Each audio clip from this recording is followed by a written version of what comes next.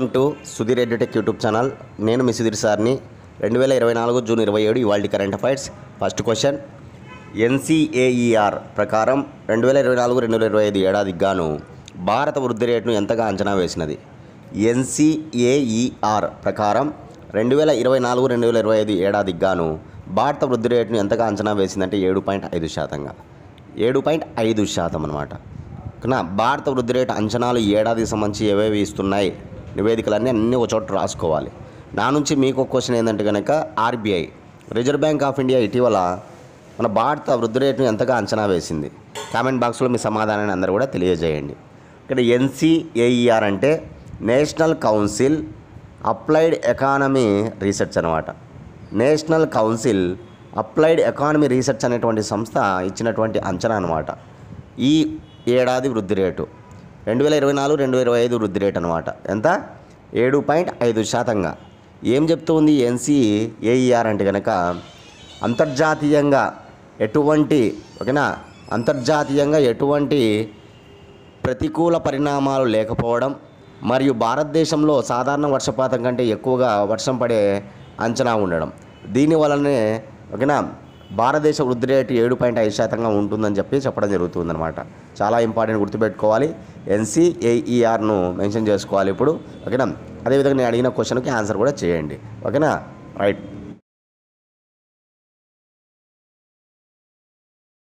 Second question, భారతదేశ rocket SSLV ద్వారా ప్రయోగించే Optimus ఉపగ్రహం ఏ దేశానికి చెందినది? భారతదేశ రాకెట్ SSLV ద్వారా ప్రయోగించే ఆప్టిమస్ ఉపగ్రహం ఆస్ట్రేలియా దేశానికి చెందిన ఉపగ్రహం అనమాట. ఆస్ట్రేలియా దేశానికి చెందిన ఈ ఉపగ్రహమే ఆప్టిమస్. ఈ ఆప్టిమస్ ఉపగ్రహం బరువు 450 కిలోలు ఉంటుంది. ఆస్ట్రేలియా దేశంలో ఉన్న ఉపగ్రహాలలో, వాళ్ళు ప్రయోగించిన ఉపగ్రహాలలో అన్నిటికంటే బరువైన ఉపగ్రహం ఈ ఆప్టిమస్ ఉపగ్రహమే. దీని యొక్క బరువు 450 కిలోలు అనమాట. దీనిని స్పేస్ మిషన్స్ కంపెనీ వాళ్ళు తయారు చేశారు. ఆ ఉపగ్రహాన్ని ఆస్ట్రేలియాకు చెందినటువంటి స్పేస్ మిషన్స్ కంపెనీ వాళ్ళు ఈ ఆప్టిమస్ ఉపగ్రహాన్ని తయారు చేయడం జరిగిందనమాట. ఇకపోతే దీనిని మన భారతదేశ అంతరిక్ష పరిశోధనా సంస్థ ఇస్రో యొక్క వాణిజ్య విభాగం NSIL new space India limited ISRO యొక్క వాణిజ్య విభాగం అనమాట NSIL అనేటువంటిది. దీని ద్వారా దీని యొక్క రాకెట్ SSLV అనమాట. స్మాల్ శాటిలైట్ లాంచింగ్ వెహికల్స్, అంటే చిన్న చిన్న ఉపగ్రహాలను ప్రయోగించడానికి వాడే రాకెట్ అనమాట. Small satellite launching vehicle. ఆస్ట్రేలియాకు సంబంధించేమో అతిపెద్ద ఉపగ్రహం అది, కానీ మన దేశంలో చిన్న చిన్న ఉపగ్రహాలను పంపించడానికి వాడేటువంటి రాకెట్ ఏదంటే SSLV అనమాట. స్మాల్ శాటిలైట్ లాంచింగ్ వెహికల్ అనమాట. NSIL వారి యొక్క రాకెట్ అనమాట. NSIL అనేటువంటిది 2019లో ఏర్పడింది. భారత ప్రభుత్వం ఏర్పాటు చేసింది. ఇస్రో యొక్క వాణిజ్య విభాగంగా ఉందన్నమాట ప్రజెంట్. ఓకేనా? గుర్తుపెట్టుకోవాలి NSIL గురించి. ఓకేనా? SSLV చాలా చాలా important. Small satellite launching vehicles మనం చూసేది SLVలు, PSLVలు, GSLVలు ఇవి చూస్తామన్నమాట. ఓకేనా? ఎక్కువ మనకు సక్సెస్ రాకెట్ ఏదంటే కనుక PSLVలు. ఎక్కువగా మనం ఉపగ్రహాలను పంపించింది PSLV ద్వారా అనమాట. పెద్ద పెద్ద ఏవైనా ఉపగ్రహాలు అంటే GSLVలను వాడుకోవడం జరుగుతుంది, GSLVలు. ఓకేనా? కాబట్టి చిన్న చిన్న ఉపగ్రహాలు అయితే SSLV అనమాట, స్మాల్ శాటిలైట్ లాంచింగ్ వెహికల్. ఓకేనా? ఈ విషయాన్ని గుర్తుపెట్టుకోవాలి. ఇంకా ఆస్ట్రేలియా దేశ రాజధాని కాన్బెర్రా. ఆస్ట్రేలియా దేశ కరెన్సీ ఆస్ట్రేలియన్ డాలర్. ఆస్ట్రేలియా దేశ భాష ఇంగ్లీష్ అనమాట. ఆస్ట్రేలియా దేశ ప్రధానమంత్రి యాంటోనీ ఆల్బనీస్ ఆస్ట్రేలియా దేశ ప్రధానమంత్రి అనమాట. ఓకేనా?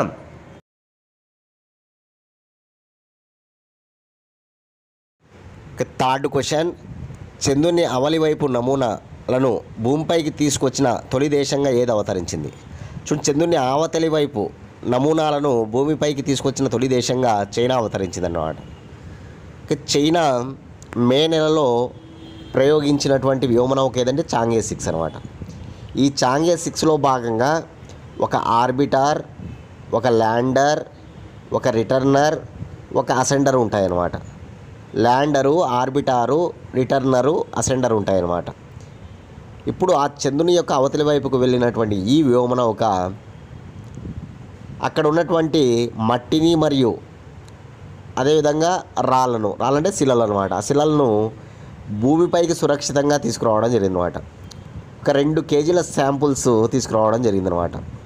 ఇక మంగోలియాలో దిగిందనమాట ఈ మాడ్యూల్. ఇక మట్టితో కూడినటువంటి ఈ శిలలతో కూడినటువంటి మాడ్యూల్ ఎక్కడ దిగిందంటే కనుక మంగోలియాలో సురక్షితంగా దిగిందనమాట. ఈ విషయాన్ని China national space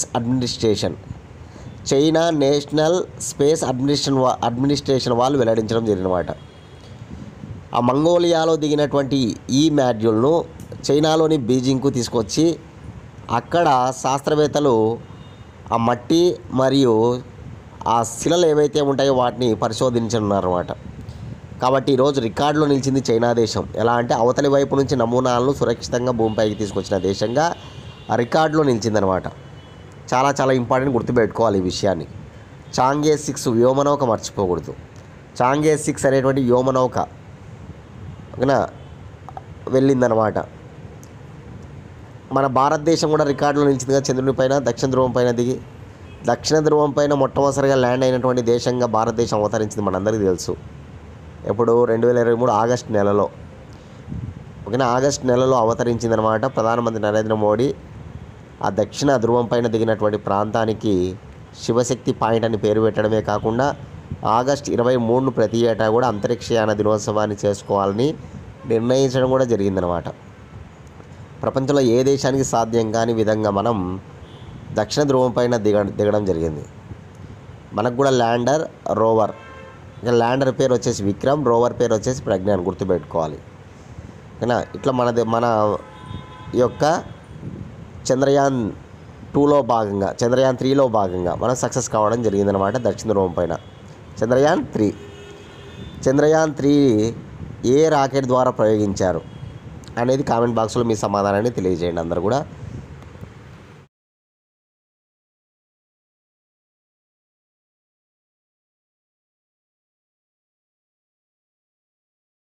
fourth question, భారత్కు వచ్చిన రెమిటెన్స్లో 23%తో ఏ దేశం టాప్లో నిలిచినది? భారత్కు వచ్చిన రెమిటెన్స్లో 23%తో ఏ దేశం టాప్లో ఉందంటే అమెరికా. చూడండి, అమెరికా మన రెమిటెన్స్ పరంగా మన భారతదేశానికి వచ్చిన రెమిటెన్స్లో భాగంగా టాప్లో ఏ దేశం మనము చూస్తున్నామంటే అమెరికా అన్నమాట. సార్ రెమిటెన్స్ అంటే ఏంటంటే కనుక మన భారతీయులు విదేశాల్లో ఎంతోమంది విధులు నిర్వర్తిస్తూ ఉన్నారన్నమాట. వారి యొక్క సంపదను వాళ్ళ కుటుంబీకులకు పంపిస్తారనమాట. వారు సంపాదించిన సంపదలో కొంత సొమ్మును వారి యొక్క కుటుంబం ఎవరైతే ఉంటారో ఆ కుటుంబీకులకు పంపిస్తారనమాట. అదే రెమిటెన్స్ అంటే కనుక. ఓకేనా, అలా మన భారతదేశానికి అత్యధికంగా రెమిటెన్స్లో ఏ దేశం నుంచి వస్తూ ఉందంటే కనుక అది అమెరికా నుంచి. అమెరికా తర్వాత గల్ఫ్ దేశాల నుంచి అనమాట. ఫస్ట్ అమెరికా తర్వాత గల్ఫ్ దేశాల నుంచి. గత సంవత్సరం అయితే కనుక ఏకంగా $107 బిలియన్ రెమిటెన్స్ మన భారతదేశానికి వచ్చిందనమాట. $107 బిలియన్ అనమాట. దానికంటే ముందు సంవత్సరం $119 బిలియన్ అనమాట. ఇలా వరుసగా 2 సంవత్సరాలు కూడా $100 బిలియన్ ఆ మార్కును చేరుకోవడం అనేది విశేషం అనమాట. ఓకేనా, 2023లో కావచ్చు 2022లో కావచ్చు $100 బిలియన్ రెమిటెన్స్ భారతదేశానికి రావడం అనేటువంటిది విశేషంగా ఉందన్నమాట. $100 బిలియన్ దాటిందనమాట. 2022లో అయితే $119 బిలియన్ అంట. 2023లో అయితే కనుక $107 బిలియన్ అనమాట. ఈ విషయాన్ని కూడా నోట్ చేసుకోవాలి. ఓకేనా, అలా రెమిటెన్స్లో మన దేశానికి ఎక్కువగా ఏ దేశం నుంచి వస్తుంది రెమిటెన్స్ పరంగా అంటే అమెరికా నుంచి. అమెరికా తర్వాత గల్ఫ్ దేశాల నుంచి అనమాట. ఇవి ఒక నోట్ చేసుకోవాలి.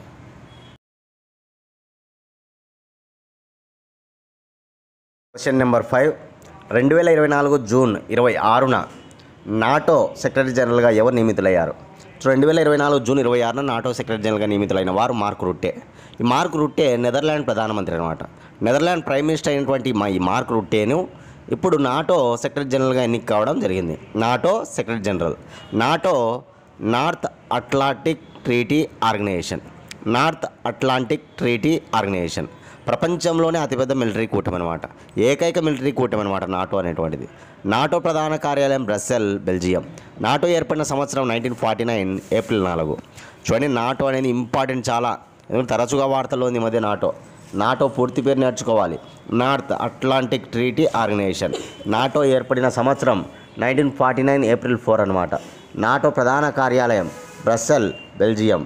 నాటో ప్రస్తుత సెక్రటరీ జనరల్ ఎవరు అంటే మార్క్ రూటే. ఎవరి స్థానంలో వచ్చాడు ఇతను? స్టోలెన్బర్గ్ స్థానంలో. ఇదివరకు స్టోలెన్బర్గ్ ఉండేవాడు. ఈ స్టోలెన్బర్గ్ స్థానంలో ఇప్పుడు మార్క్ రూటే ఎన్నిక కావడం జరిగిందన్నమాట. నాటోలో సభ్యదేశాలు 32 ఉంటాయన్నమాట. పోయిన ఏడాది 31వ సభ్యదేశంగా ఫిన్లాండ్ చేరింది. ఈ ఏడాది 32వ సభ్యదేశంగా స్వీడన్ చేరిందని కూడా మనకు తెలుసు. కాబట్టి గుర్తుపెట్టుకోవాలి. నెదర్లాండ్ ప్రధానమంత్రిగా కూడా విధులు నిర్వర్తించాడనమాట ఈ మార్క్ రూటే. ఇటీవల కొంతమంది ప్రధానమంత్రులు వచ్చారు మనకు తెలుసు. సింగపూర్ ప్రధానమంత్రిగా ఇటీవలనే లారెన్స్ వాంగ్ను చూసాం. Lawrence Wong. చాద్ ప్రధానమంత్రిగా అలమయి హలీనాను చూసాం. అలమయి హలీనా చాద్ ప్రధానమంత్రి. అదేవిధంగా స్కాట్లాండ్ ప్రధానమంత్రి స్పిన్నీ ప్లెడ్జెస్. స్కాట్లాండ్కు మొట్టమొదటి ప్రధానమంత్రి అనమాట స్పిన్నీ ప్లెడ్జెస్. కాబట్టి గుర్తుపెట్టుకోవాలి. అదే సొలామన్ ఐలాండ్కు మొదటి ప్రధానమంత్రి జెరేమియే ఓకేనా. జెరేమియే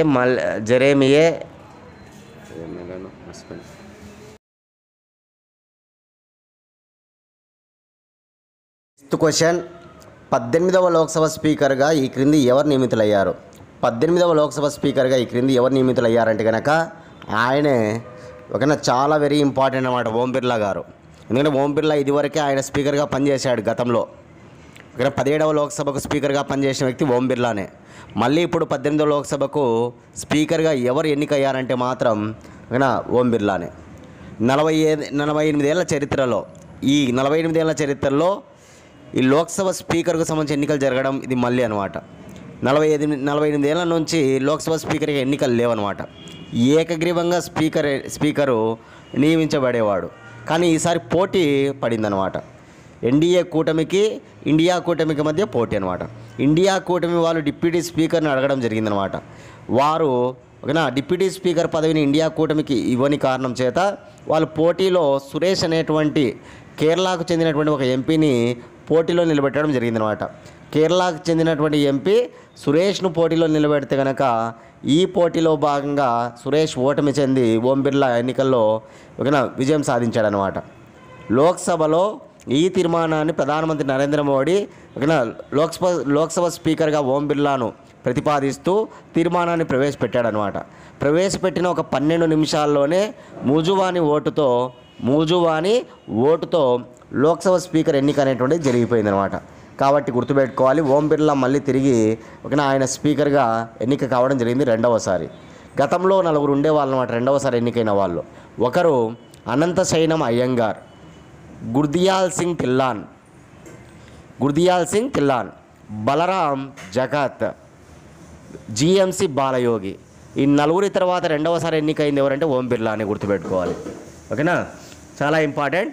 అనంత శయనం అయ్యంగార్, గుర్దియాల్ సింగ్ తిల్లాన్, బలరాం జగత్, జిఎంసి బాలయోగి తర్వాత రెండవసారి ఎన్నికైంది ఎవరంటే కనుక ఓం బిర్లా.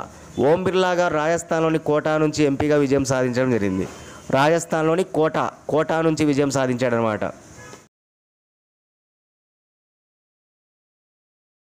ఫాలో అయ్యే వాళ్ళందరూ దయచేసి లైక్ చేయండి. ఇంకా ఎవరైనా సబ్స్క్రైబ్ చేసుకోకపోతే సబ్స్క్రైబ్ చేసుకోండి. మన ఛానల్ని కనీసం మీ 3 ఫ్రెండ్స్ ఎవరైనా ఉంటే వారికి కూడా షేర్ చేయండి. 7th question.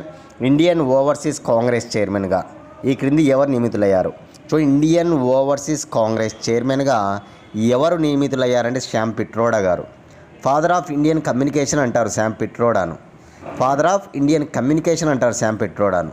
ఇదే శ్యామ్ పిట్రోడా ఇటీవల రాసినటువంటి ఒక పుస్తకం ద ఐడియా ఆఫ్ డెమోక్రసీ అనే పుస్తకాన్ని కూడా రాశాడనమాట శ్యామ్ పిట్రోడా. యాక్చువల్గా ఈ ఇండియన్ ఓవర్సీస్ కాంగ్రెస్కు ఇది వరకు చైర్మన్గా ఆయన ఉండేవాడు. కానీ ఎన్నికల సమయంలో కొన్ని వివాదాస్పదమైనటువంటి వ్యాఖ్యలు చేయడం వల్ల ఆయన రాజీనామా చేయడం జరిగిందనమాట ఇండియన్ ఓవర్సీస్ కాంగ్రెస్కి. మళ్ళీ తిరిగి ఇండియన్ ఓవర్సీస్ కాంగ్రెస్కు చైర్మన్గా ఇతనినే నియమిస్తున్నట్లుగా కాంగ్రెస్ అధ్యక్షుడు మల్లికార్జున ఖర్గే తెలపడం జరిగిందనమాట. కాంగ్రెస్ అధ్యక్షుడు ఎవరంటే మల్లికార్జున ఖర్గే. ఆ కాంగ్రెస్ పార్టీ అధ్యక్షుడు మల్లికార్జున ఖర్గే మళ్ళీ తిరిగి ఇండియన్ ఓవర్సీస్ కాంగ్రెస్ చైర్మన్గా ఎవరు నియమిస్తున్నారంటే శ్యామ్ పిట్రోడా గారిని. నా నుంచి మీకు ఒక క్వశ్చన్ ఏంటంటే కనుక ఆర్బీఐ మాజీ గవర్నర్ దువ్వూరి సుబ్బారావు ఇటీవల ఒక పుస్తకం రాశాడు. ఆ పుస్తకం పేరేంటి? కామెంట్ బాక్స్లో మీ సమాధానాన్ని తెలియజేయండి అందరూ కూడా. 8th question. భారతదేశ నూతన నేర న్యాయ చట్టాలు ఎప్పటి నుంచి అమలులోకి రానున్నాయి?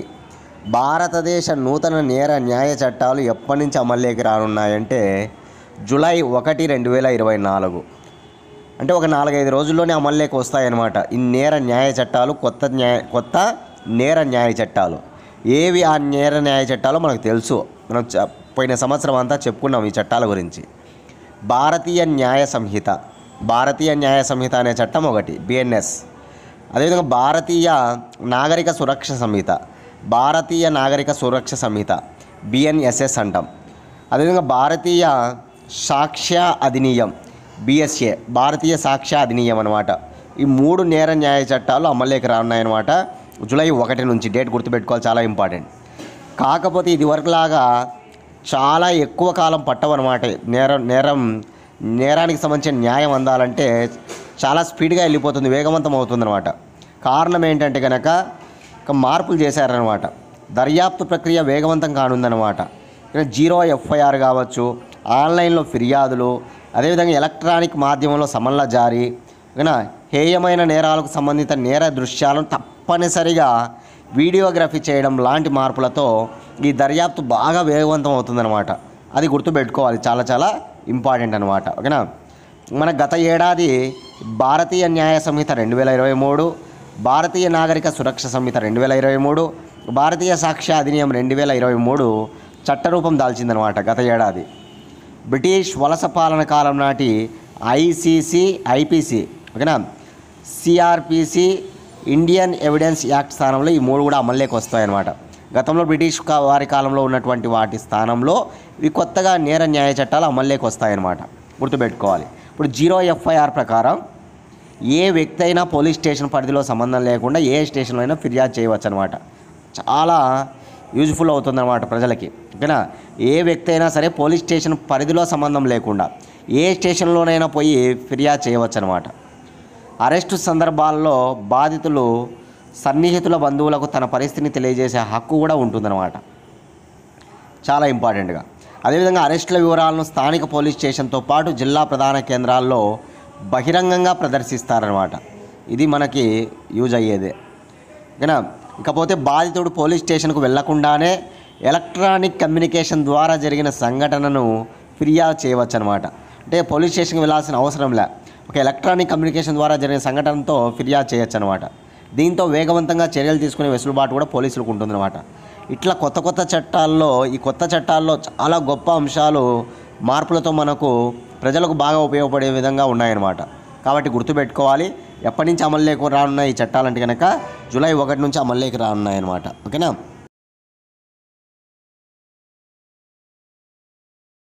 9th question, BWF para badminton shuttler singles ర్యాంకింగ్స్లో టాప్లో నిలిచిన భారతీయుడు ఎవరు?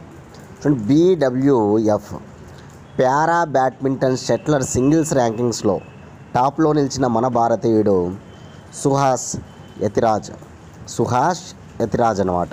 ఇమెయిల్లో చూడొచ్చు మనం సుహాస్ యతిరాజ్ని. ఒక బ్యాడ్మింటన్ ప్లేయర్ అనమాట, పారా బ్యాడ్మింటన్ ప్లేయర్. వరల్డ్లో నెంబర్ 1 ర్యాంకును సాధించాడనమాట. ఇక వరల్డ్లో నెంబర్ 1 ర్యాంక్ అంటే ఇంకా ఆషామాసి కాదు. ఎందుకంటే మన భారతీయుడు చోటు సంపాదించడం అంటే ఇంకా అది మనం ఖచ్చితంగా గుర్తుపెట్టుకోవాలి. మన భారతదేశానికి చెందిన ఒక పారా బ్యాడ్మింటన్ ప్లేయర్ ఫ్రెంచ్ దిగ్గజమైనటువంటి లుకాస్ మజూర్ను వెనుకకు నెట్టి లుకాస్ మజూర్ను వెనుకకు నెట్టి టాప్ ర్యాంక్లో నిలవడం జరిగిందన్నమాట మెన్ సింగిల్స్లో. ఎవరు? సుహాస్ యతిరాజ్ అనమాట. ఉత్తరప్రదేశ్కు చెందినటువంటి ఒక ఐఏఎస్ అధికారి, ఉత్తరప్రదేశ్కు చెందిన ఒక ఐఏఎస్ ఆఫీసర్ అనమాట ఈ సుహాస్ యతిరాజ్, గుర్తుపెట్టుకోవాలి. అంతేకాదు ఇతను టోక్యో ఒలింపిక్స్లో మన భారతదేశానికి సిల్వర్ మెడల్ కూడా అందించాడు పారా బ్యాడ్మింటన్లో. టోక్యో ఒలింపిక్ జరిగింది కదా, దాంట్లో పారా బ్యాడ్మింటన్ సిల్వర్ మెడల్ మన భారతదేశానికి అందించిన వాడే ఈ సుహాస్ యతిరాజ్ అనమాట. ఇప్పుడు వరల్డ్ ర్యాంకింగ్స్లో నెంబర్ 1గా నిలవడం మనకు గర్వకారణం. వరల్డ్ ర్యాంకింగ్స్లో నెంబర్ 1గా నిలవడం జరిగిందనమాట. మన భారతదేశానికి అది గర్వకారణంగా మనం గుర్తుపెట్టుకోవాలి.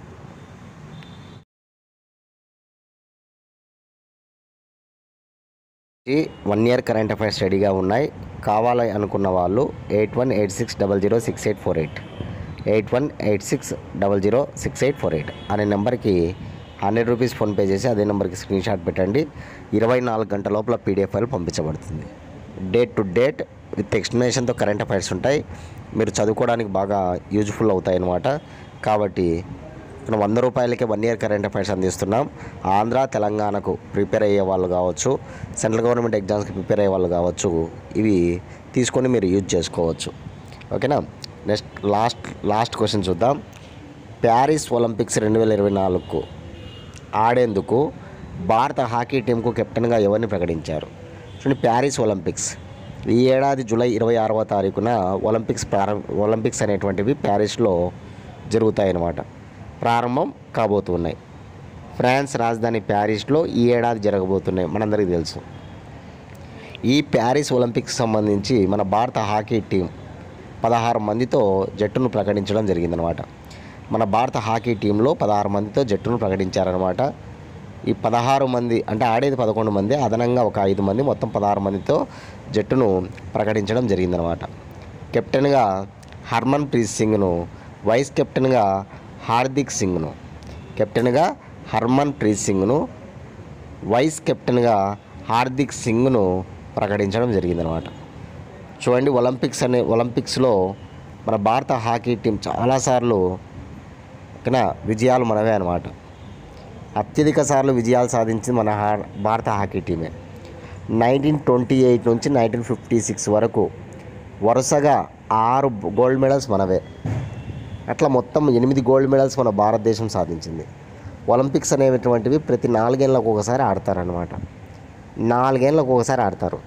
అలా 28, 32, 36, 40, ఓకేనా, ఇట్లా 28 నుంచి 56 వరకు వరుసగా 6 స్వర్ణ పతకాలు భారతదేశ హాకీ టీం సాధించింది.